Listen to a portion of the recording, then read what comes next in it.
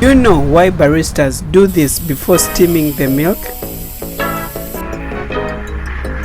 and after steaming the milk? This is an important process every professional barista does before and after steaming their milk. It's known as purging the steaming one. By purging the steaming one, it will ensure your milk is free from unwanted flavors and bacteria that can affect the taste and quality of your coffee. In this video, I will share with you the step-by-step on how you can properly purge the steaming one and also explain the benefits of doing it. So whether you are a home barista using an home espresso machine or a professional barista working in a coffee shop, this video is a must watch. It will help you fix the common mistakes that you may be doing.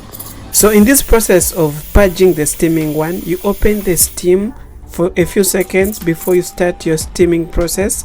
Then after steaming your milk, you wipe your steaming one with a cloth. Then open the steaming one also for a few seconds. This will ensure that your steaming one is clean. Here are the three basic parts of the steam one that every barista must know if you want to purge your steam one. The first one is the steam one comb. This is where you open and close the steam. The second one is the steam one, and the third one is the steam one tip. It's where you're going to find the holes where the steam passes and it's being injected in the milk so that you can be able to steam your milk and also heat up your milk. There are mainly two different ways of purging the steaming one. The first one is purging your steaming one at the opening and the closing of the day. At the opening of the day, you need to purge your steaming one for a much longer time because you're forcing out the steam that cooled over a long time and it has resulted into water. By purging your steaming one for a long time during the start of your day, it's going to force out all the water so that you can result into a fresh steam. And the reason why we purge our steaming one at the close of the day, you're forcing out the milk that might have entered into your steaming one while in the process of steaming throughout the day. So you're going to need to do this for 5 to 10 seconds. And the second way of purging the steaming one, you need to purge your steaming one for 1 to 2 seconds before and after steaming your milk. This will ensure that your steaming one is clean and ready to steam your milk. After understanding the basic knowledge about the steaming one and how you can purge your steaming one, here are the main reasons why you should purge your steaming one. The first one, whenever you're not using your espresso machine, the steam will cool down and it will become water.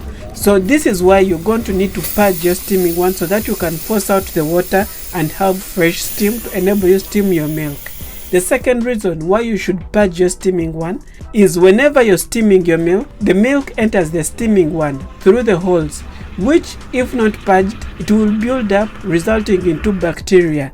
This will affect the taste of your milk, resulting into a bad or a sour taste of your milk, which will be impossible for you to make a great cup of coffee. So you remember to purge your steaming one.